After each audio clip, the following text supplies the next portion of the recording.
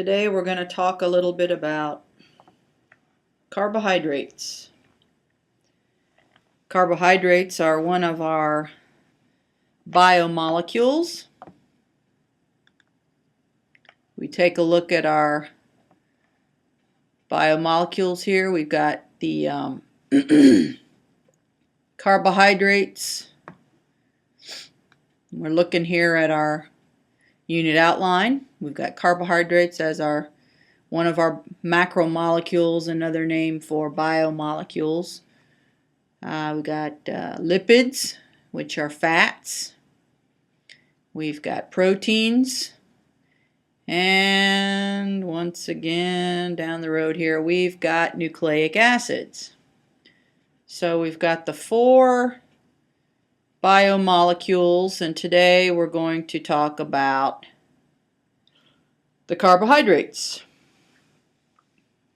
So let's begin by taking a look at the food items that we can ingest to give us some of these needed energy molecules, the carbohydrates. Okay, here we are. We've got this beautiful picture of fruits and vegetables. We've got broccoli, corn, peaches, watermelon, pears, all sorts of fruits and vegetables here. We also can get some carbohydrates from breads. So our wheat and grain products give us a whole bunch of carbohydrates. Okay, so let's go ahead and talk about what these carbohydrates are and how they're used by the body. First thing I'd like to mention are the monosaccharides. As you see here on this web page, I've gone in, I've just basically I put in carbohydrate up here in the search tool here, and a list of things popped up, and I selected this one here to show you. It's got some really interesting information. And we can see that it gives us our different groups of carbohydrates. And down the road here it shows us a table, which really is kind of nice because it gives you the source, gives you a structural formula, and it gives you the name of that specific carbohydrate. First thing I'd like to mention here are the monosaccharides. These are sugar groups that are used immediately by the body to give us energy. And we get these simple sugars, these monosaccharides, from a variety of items. Fruits, honey, corn syrup. Okay, very simple there. That pretty much covers the things that we need to know about for this class. Once again, this group of sugars is the group that is the monosaccharide, and these sugars are used immediately by the body for energy production. Okay. Then let's look down here at the disaccharides. These are the double sugars. Sucrose is a common one. Lactose is a common one. Okay. Milk, we get lactose from milk. These are called double sugars because there are two monosaccharides that are bonded to make these sugars. And notice where we get these kinds of sugars from your beets and cane sugar, molasses, maple syrup.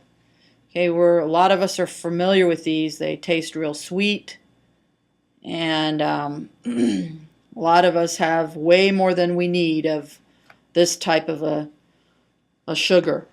Now, remember, these are disaccharides, so there are two monosaccharides that make up this group of sugars.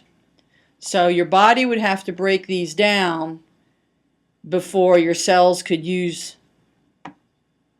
the sugar for energy. So what would happen would be that if you ate, fruits and honey and these kinds of things, if you ate this first, then your body would use these sugars and wouldn't have to break it down because it's already in the form that your body can use it. But if you eat a lot of candy or a lot of sugar that's in the table sugar type chemical, your body would have to break that down first, and then you would reap the benefits of energy production. So that's basically the difference on how your body uses these sugars. And of course they come from different groups of products. So milk, you drink milk, you're getting sugar, okay?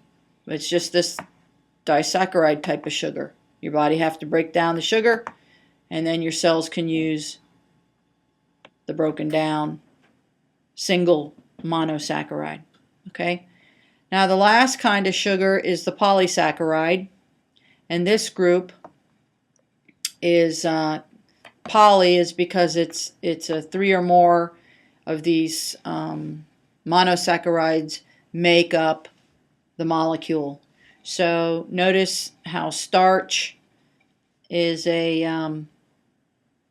form of the polysaccharide, and glycogen is a form of the polysaccharide. And some of you may or may not be familiar with cellulose. Okay, I'm going to talk about all of these things. Starch is the polysaccharide, the carbohydrate that is stored in plants.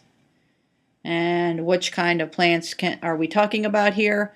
Well, we're talking about potatoes and corn, just to name a couple of them.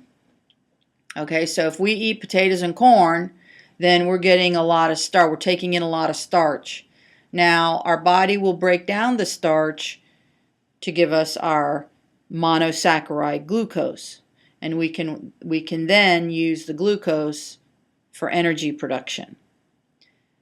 Okay, when we take in a lot of meat products and seafood, we are not only ingesting protein from the meat and seafood, but we're also taking in and ingesting glycogen, because glycogen is the energy storage molecule that is stored energy found in muscle and in the liver for animals.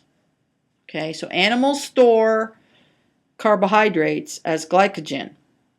But then once the glycogen limit has been set or has been met, then your body converts that glycogen into fat. So that's a lot of people say, well, if you eat too much sugar, it's going to turn to fat. Well, initially, your body turns the extra sugar to glycogen. Then if you have too much glycogen, the glycogen then will be made into fat molecules, okay, for another stored energy that many of us have, I guess, too much of, okay?